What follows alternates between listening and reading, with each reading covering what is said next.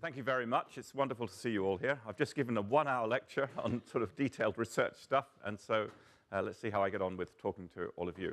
I mean, I think we had a very moving start to our meeting because we had a cancer survivor open the meeting and talk about her experience, and that really set the tone for all of us. So it's a very brief talk, and it's really just some thoughts I have about what are the challenges, and you're going to hear much more sort of technical, precise talks about breast cancer later on today. But I thought this is just some of the issues that I see coming and some of the things that I think we all have to start thinking about carefully for the future. So one of the most important things, I think, is to improve public understanding of cancer. There's still a huge problem in people's understanding of the disease. And this affects people's willingness to go for screening. It affects the dialogue they have in the community with their family and friends. And I think we still have a huge job to improve public understanding. So Cancer Research UK, who I was the chief scientist of, is a big, big charity in Britain. It raises about £500 million a year, and it funds most of the cancer research in the United Kingdom. It's an amazing organization. It's entirely a charity. All its money is raised from ordinary people. And it's played a big role in trying to improve the nature of cancer research, but also patient outreach. And it has a wonderful website, which I love, which is the debunking website. So when you hear that, I don't know, eating shark's fins or drinking 3 cups of coffee or whatever, go there, because somebody will have analyzed that story for you and say, what's real and what isn't real about this particular story, which is a big challenge for all of us. So just go to Cancer Research UK, and you go to their website there. It's a very prominent website, and you'll see cancer stories. And on that website, they will show you how to debunk some of the claims that you'll see in the press. So they produced this set of slides, and I just thought I'd go through them. These slides are freely available to any of you. So if you want to just talk to your friends and family, it's a very useful kind of little guide. And it's sort of questions. How many types of cancer do you think there are? Over 200 types. And many people don't appreciate the variety of diseases that we put under this banner. So when people get a diagnosis of cancer, it doesn't mean very much, because it could be which one of the 200 types, which stage, which position. So you need to we all need to educate people that it's not a disease and there won't be a cure. There's a huge variety of different diseases. And they vary enormously in their frequency. And you can see the enormous burden of breast cancer that happens. This is UK numbers, but they're huge numbers. So we all know this. You're all here in this room because you know this. But it's very important to sort of get people to understand how big a problem it is. We don't want people to be scared of cancer, but we want them to understand it, because understanding is always the way that you have progress. So what causes of cancer can you actually control? I mean, if you read the newspapers, about 1 million things that you have to do, right? But what really is possible? And this is really good data. This is scientists looking very hard and studying a lot of information over many, many years and coming up with these very clear criteria. I mean, when I'm out there talking to people, you get somebody smoking a cigarette and they say, well, David, is it the peanuts I'm eating that's causing the problem? And you say, well, not really, I mean, please, sorry, please. So, I mean, in Singapore, they've done a fantastic job on tobacco control, and New Zealand, Australia have been leaders in this, but it's still so important. And people, I do remember doing a radio interview, and a guy this is a true story, had cancer on his tongue. And he says to me, do you think it's on my pipe at all? I always rest my pipe just there. And I go, yeah, quite likely. But tough. I mean, it's very tough to give up smoking. So, everything's about stopping people taking up smoking. It's very hard to lose weight. It's very hard not to drink. I mean, these are tough things, but they are things we should try to do. And then we have, keeping out of the sun, radiation, infections, and inherited genes. So this is a useful slide because it tells people, though the amount you can do about these factors is less, though I'll talk about that a bit more in a few minutes, what you can do about this is very important. And really, we mustn't underestimate still tobacco as a major, major issue. So, here's a quiz. Cancer is generally a disease of A, old age, B, childhood, C, middle age. it's old age. So again, this is not appreciated enough. I mean, of course, we all know very young women who have breast cancer. It happens, and it's terrible, but it's relatively rare, and we should be thinking very much, making sure people realize that as they get older, they need to be more careful, more thoughtful, more aware of the risk. So again, classic questions, you know. I mean, it's still out there. It's amazing. You know, progress has been made, but it's so important to remind people that's what it is. It's not something you catch, and it doesn't come from a blood transfusion. And again, we did this number. So, you know, do people know these things? It's amazing what I think that people don't. You know, I think people don't quite realize the impact of breast cancer. It's just huge numbers, and I think we need to re-emphasize it all the time. Obviously, we try to increase research in lung cancer because there's been a dearth of research here.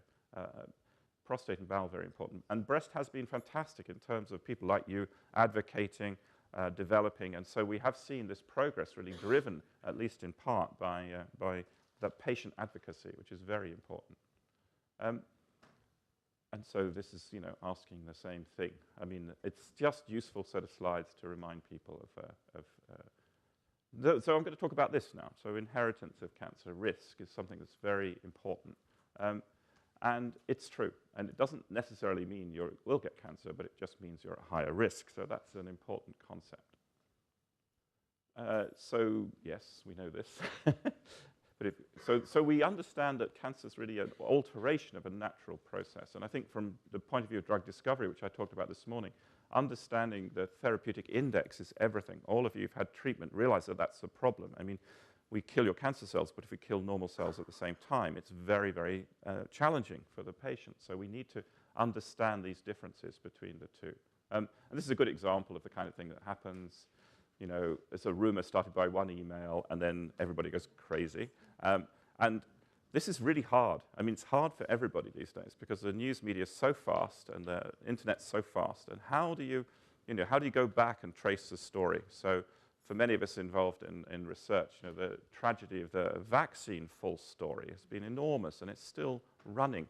So, you know, people are getting measles and chickenpox and diseases like that, which they absolutely shouldn't get because of these hoax stories, essentially. So, yes. So, you know, aim for 60 minutes a day. I mean, that's a good idea. So, okay. So that's just a sort of basic background set of slides. And I do, you know, they're useful if you're trying to just get people above a certain point. And then you start looking at research. So what can research do to really help things? And what type of research should we do? So the type of research I do is what we would consider very upstream, very basic research. I'm trying to find new drugs to treat cancer. And that's very important. But our time scale is slow. So it takes a long, long time. It's a very difficult process.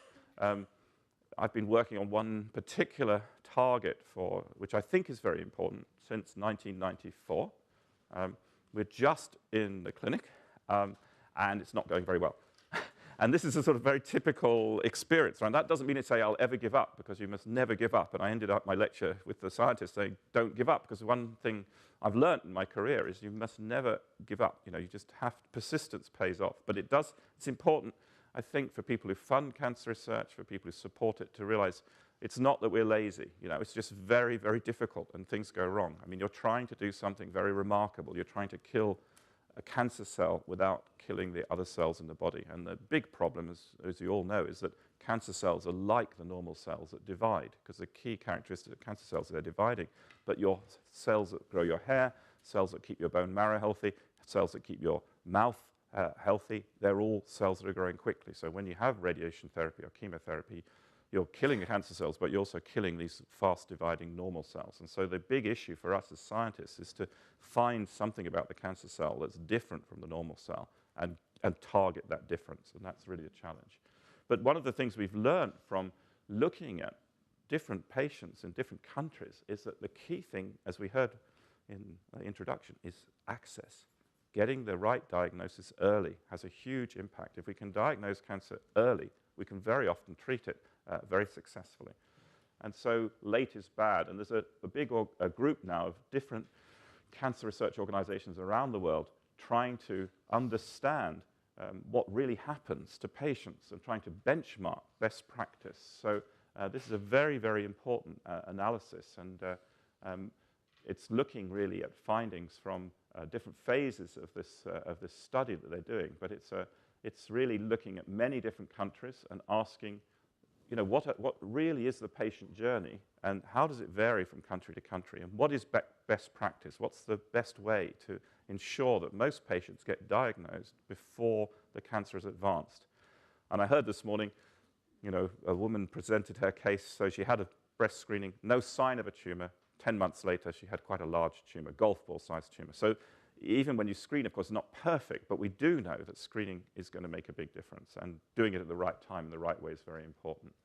So this is a study that's involved New Zealand and many other countries, and they've started to ask, what are the 4 common cancers to begin with, and to look at what actually happens to patients. What is the public awareness?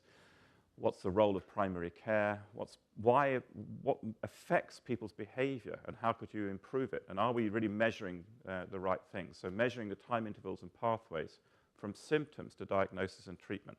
And this is one of the key issues, really, it turns out, in reducing the mortality from cancer, is to make sure people get referred in the right way. And you can see the differences here. Now, this is very accurate data, but it tells a very strong picture. So if you look at the United Kingdom, you can see why there's so much concern that we're not doing well compared with Sweden or Norway or Canada or Australia. So what's going wrong in Britain for cancer patients, and what can we learn from that analysis? And you can see this in terms of the survival differences. So, you can see the progress that's been made in breast cancer in Sweden and Australia, but look at Britain.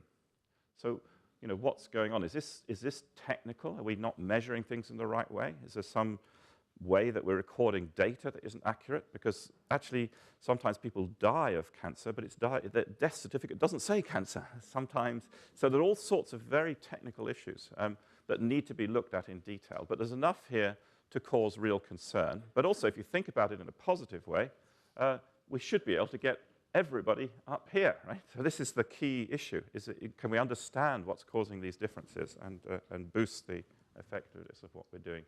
So one of the things is the amazing difference in kind of awareness. This is the fraction of people who realize that cancer is a disease of older people, and it's, only 15% of people in Canada realize that. So, I think probably I'm talking to a pretty educated public audience, but we have to realize that we operate in an environment where our friends and family and many people we'll meet are less informed. And part of our role, I think, is to try and inform everybody. So that's a very critical issue.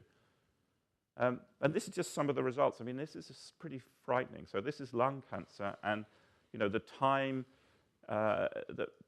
it takes to sort of go through the process of meeting your doctor for the first time before you get proper analysis of whether you've got cancer or not. And you can see in some of the Canadian provinces, it's fantastically good. And in England and Wales, it's awful, right?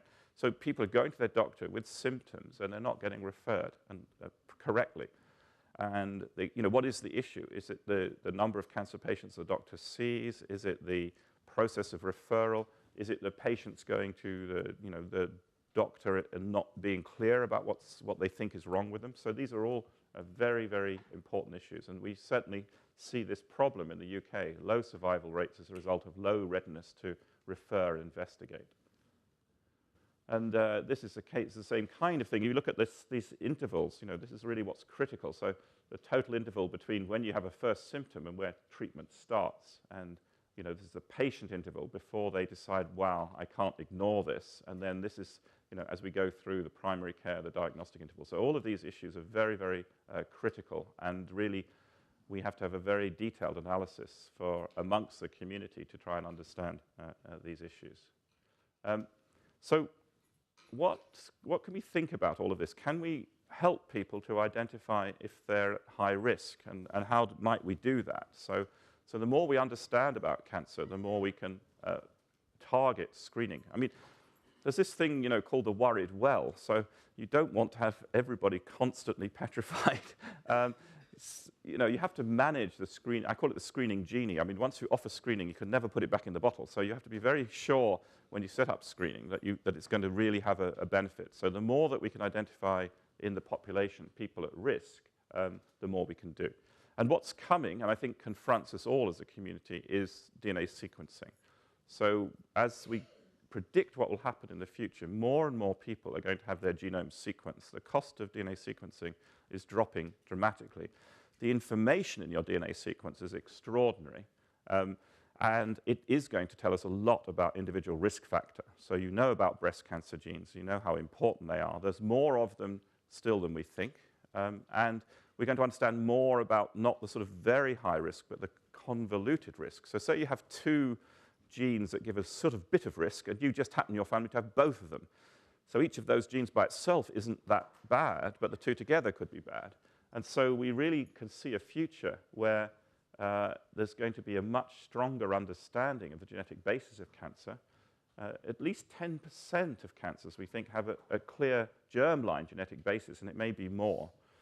We tend to think about genetics, mother, father, baby, but quite a lot of times the mutation happens at the moment of fertilization, at the early stage of the embryo. So every cell in this person has a mutation, even though their mother and father didn't have that mutation. It's what we call a de novo mutation, but they're quite frequent. So the gene I work on, P53, if you have a new mutation in a baby, it's a very high-risk baby. But the parents didn't have to have the mutation. So they could have arisen just in that child as a new mutation. So we have to be aware of this sort of outcome. And there are literally hundreds of risk genes now identified. Sometimes knowing the gene that's altered can have a very effective in choosing the right drug. Both genes in the germline and genes that have been mutated in the cancer itself. So this sequencing can be very important. And Memorial Sloan Kettering in the United States are starting to sequence every patient as they come in to see if that should guide therapy. And I think that is actually the future. But there are huge ethical implications in this analysis.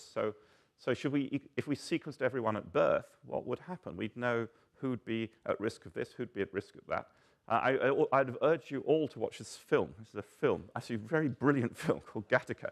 And it was so far ahead of its time, and it really does introduce nearly all of the concepts I'm talking about what will happen when we sequence more and more people. It's sort of amusing and frightening at the same time. I mean, one of the things that they do is to see if anybody's gone into the facility who shouldn't be there, they just kind of vacuum clean the whole facility, and then they sequence it. And so you can see if there's any DNA in there from a person who shouldn't have been in there. And when they check in to, they don't do a thumbprint, they do a blood sample, and they sequence the blood sample. So the young man who wants to get in there he takes a blood sample from a genetically good person, so he can go into this rocket science facility every day, gives a little false blood sample. Now, this is not wrong. I mean, you can take a single swipe from a steering wheel now, and you can tell who's driven that car. I mean, the level of DNA sequencing is quite extraordinary, and it's moving. So this is one of these technologies that's moving at an amazing pace. So the only solution, societal solution, is going to be a universal health insurance. I mean, we have to just take responsibility for the community, because if we start subdividing the community and we leave it up to the commercial sector, they're going to say, well, you can be insured, but you can't, okay? Or your insurance premium's $100,000 and yours is $10,000. And that's just not right. So there's going to be huge issues here. And this just shows a sort of example of a family. This is in Brazil. So they have a mutation in the gene I work on, P53. It's a single change in the gene, a single base pair in the whole genome. And both of these sisters had breast cancer. And there's 90,000 people in Brazil with this genetic variant. It all comes from one Portuguese man, actually, who came to Brazil and obviously had a good time. So I raise that because, in fact, what we're beginning to realize, mostly we've sequenced white Caucasian people, right? But actually, there's a huge amount of difference across the world. And, for example, in Palestine, this gene, P53, which is not normally talked about as a breast cancer gene, there's a big, big family there with a huge amount of breast cancer. They don't get other cancers, and it's P53. So we don't see that in Caucasian populations, but we see it in other populations. So one of the things we've got to do, and we're pushing very hard in Singapore, is to start doing sequence analysis on a much wider fraction of the human population, because we may find things that are very important for one community and not for another, and we need to understand that and develop that as quickly as possible. So I think that's my little ting, which is good. I mean, one of the things that identifying those at high risk would do would allow focused screening. So this is one has to be very careful here, but if you've only got so much money to spend on screening, and 10% of your population have a very high risk, you certainly want to make sure that they get screened. And the most extreme of this is, of course, these genetic diseases that I work on, so what we call Li-Fraumeni syndrome. There's a 100% chance if you have that syndrome that you'll get cancer. And the key is screening. So we can save the lives of children with this disease if we screen. We just have to screen every year with MRI, and then we can operate, and then those children. So there's a very 10-year study now published by my colleague David Malkin in Toronto, where he's shown just how important screening is. In a way, that study tells you, what you might expect to see in the whole population with time. So focused screening is important. We need to do research. I mean, I think that we have made great progress, and there's some very inspiring stories that we've heard, but there's an awful lot much to do. Research has become a pretty tough profession. My daughter's a young scientist, and I just had a total luck. I mean, I'm just a lucky person, so my research career has been like, okay, no problem. But that's not typical, and most people go into research find it very hard to get jobs, they find it hard to get grants, they're poorly paid, and I think we have to be very careful that we don't want the best and brightest in society all to become bankers. That's not good for society. So, we have to start thinking about how we as society appreciate and develop the relationships between the people who support through their taxes and their gifts the scientists and the scientists, and to understand each other very well. And as a sense for the community to understand the challenge of being a scientist. I mean, these days, if you don't get your paper published in a good journal, you don't do this, you don't do that, you lose your grant, you can lose your job. I have colleagues of mine who've lost their jobs at 45, 2 kids and a mortgage, no job. That's not a great career. So we need to think about these things. And it's not just money, but it's also social and societal. I mean, I think there's enormous potential in what we're doing, and governments actually should invest much more. There should be a very strong pledge to a fraction of the GDP.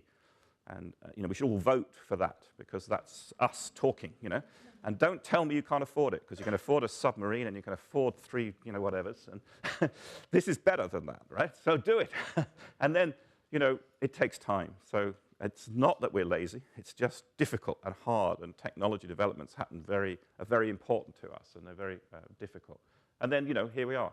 I worked on it. This is the gene that's most frequently mutated in all human tumors. About 50% of cancers have an alteration in this gene. One protein. I'm working on it. Hundreds of thousands of other people are working on it. We're still there. Started in 1979, just beginning to get the first few drugs that come through that understanding. So I told you at the beginning, we desperately needed to know what's the difference between a cancer cell and a normal cell. In half of all cancers, we know what it is. This gene is mutant. It's wild type in the normal cell, it's mutant in cancer. That must be the solution. But how do we get there scientifically? That's the challenge. And I won't do those. Thank you very much.